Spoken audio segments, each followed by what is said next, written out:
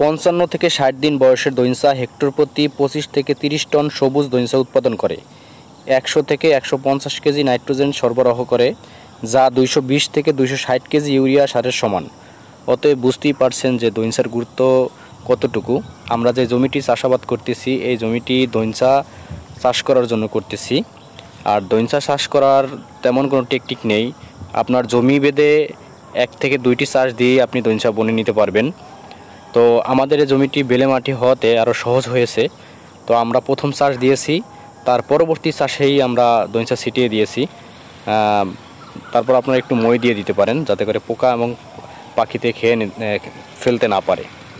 তো আমরা মূলত এই জমিটি দইঞ্চা দেওয়ার উদ্দেশ্য একটাই, যে দেখতেছেন কত বড় বড় আগাছা জন্মেছে।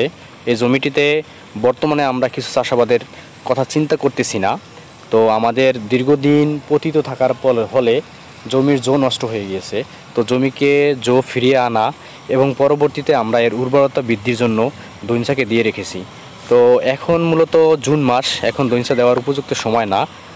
দইঞ্চা দিতে হলে আপনাকে দিতে হবে এপ্রিলের মাঝামাঝি এবং মে মাসের প্রথমে, অর্থাৎ বাংলা মাসের বৈশাখ মাসের প্রথম এবং মাঝামাঝি সময় দিলে এটা সবচেয়ে উত্তম সময়।